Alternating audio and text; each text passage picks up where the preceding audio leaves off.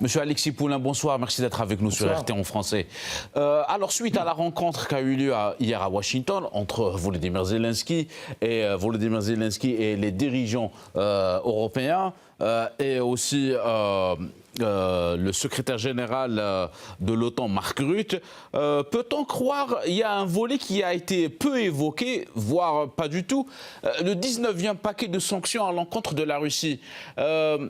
Pensez-vous qu'après cette réunion, ce paquet, ou bien on va assister à une entrée en vigueur de cette loi ?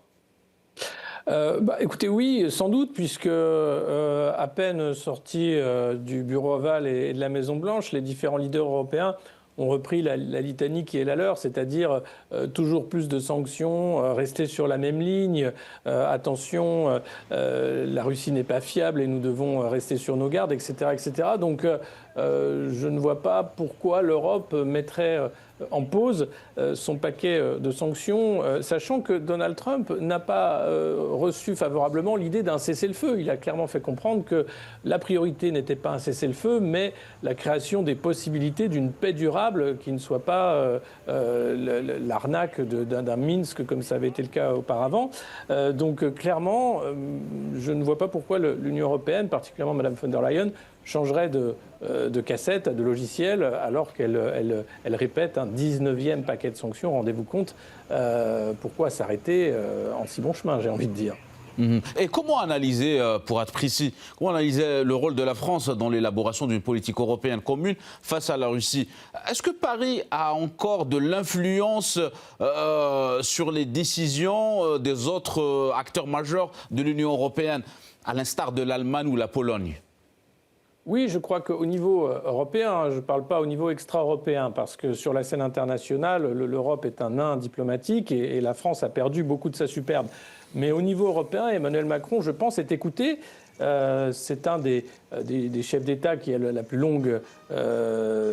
long mandat, depuis 2017, qui a toujours été pro-européen, qui a toujours voulu intégrer davantage la France dans l'Europe, que ce soit en matière de défense, avec parfois même des coups de canif au contrat sur la puissance nucléaire française, en mettant le parapluie nucléaire français à disposition des partenaires européens, par exemple.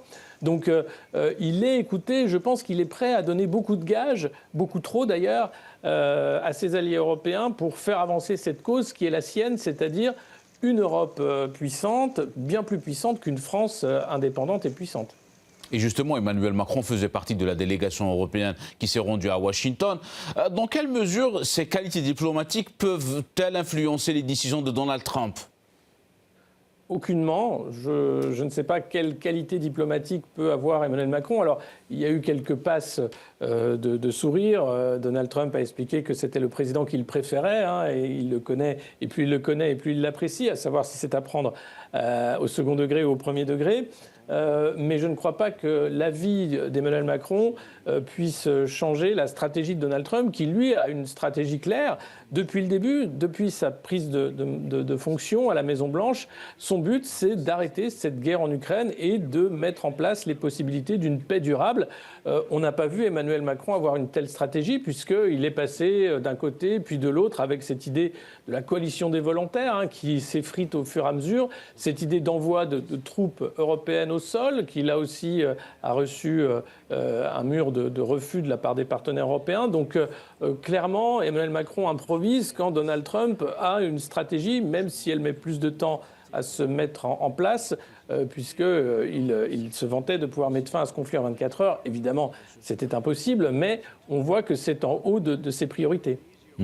Et comment interpréter en général la politique étrangère d'Emmanuel Macron dans le contexte actuel et les développements de cette crise actuelle et les relations avec Moscou?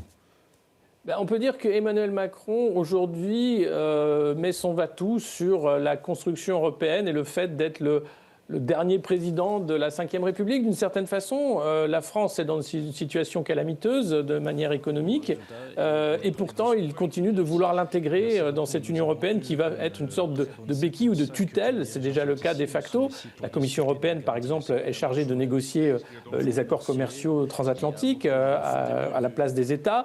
Et donc je crois que c'est son grand projet. Lorsqu'il était élu en 2017, il parlait de son projet. Son projet, c'est cette entrée l'entrée de force de la France dans une superstructure européenne qui sera la tutelle ultime et faire petit à petit dévitaliser la France alors ce pays avait toutes les qualités d'être un pays souverain et important sur la scène diplomatique internationale. Parce qu'il faut souligner qu'à 27, on ne peut pas se mettre d'accord sur tout, certainement pas, et qu'en diplomatie, ça ne fonctionne pas.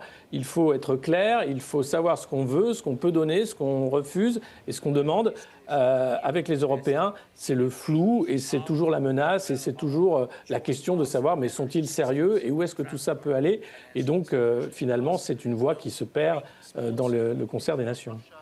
Et pour revenir à la réunion d'hier à la Maison-Blanche, comment analyser le niveau et la composition de la délégation européenne qui s'est rendue à Washington ? On peut dire que tout le monde était là pour soutenir Volodymyr Zelensky. Je pense que M. Zelensky a peut-être eu peur d'être à nouveau maltraité, entre guillemets, mais du moins remis à sa place dans le bureau de Donald Trump. On se rappelle du premier rendez-vous à la Maison-Blanche où Donald Trump lui avait expliqué qu'il n'avait pas les cartes et qu'il ne devait pas dire ça et qu'il aurait dû mettre un costume.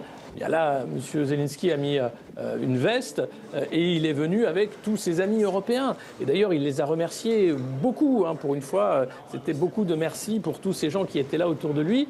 Je pense qu'on voit bien que ces leaders européens ne font pas le poids face à Donald Trump. Ils ont besoin d'être tous ensemble avec Mme von der Leyen, Mme Meloni pour l'Italie, M. Merz pour l'Allemagne, M. Starmer pour la Grande-Bretagne.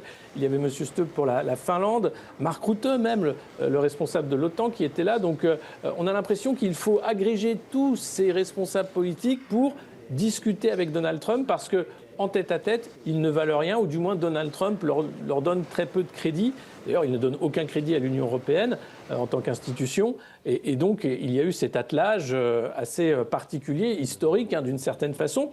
Mais on voit avec la mise en scène que Donald Trump les traite un peu comme des délégués de classe ou comme des gens à qui il va faire la leçon. Il est seul derrière son bureau dans le bureau ovale et tous sont devant lui à l'écouter. Voilà un peu le rapport de force qui s'est fait entre les États-Unis, la superpuissance, et puis l'Europe, qui se rêve puissance avec ces nations qui autrefois ont été des puissances et qui petit à petit sont en train de dégringoler.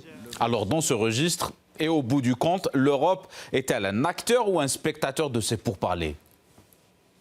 L'Europe essaye d'être acteur, c'est le but de cette mise en scène à Washington hier, mais elle n'est pas acteur. À aucun moment, l'Europe n'est moteur dans ces pourparlers. Quand Donald Trump décide de rencontrer Vladimir Poutine en Alaska, c'était la stupeur et la peur, en fait, qui agitaient les leaders européens parce qu'il n'allait pas être invité et qu'il ne serait surtout pas là. Et quand Donald Trump reçoit ses leaders européens, et qu'est-ce qu'il fait ? Il met pause à la réunion et il va appeler Vladimir Poutine. C'est ce type de relation qui compte. Donc clairement, il y a un vrai deux poids, deux mesures et une perte d'influence majeure de la part des anciennes nations européennes. Très bien, merci à vous pour votre décryptage. Monsieur Alexis Poulain, je rappelle, vous êtes le cofondateur du média Le Monde Moderne. Vous étiez avec nous en direct depuis Moscou. Merci à vous. Merci beaucoup.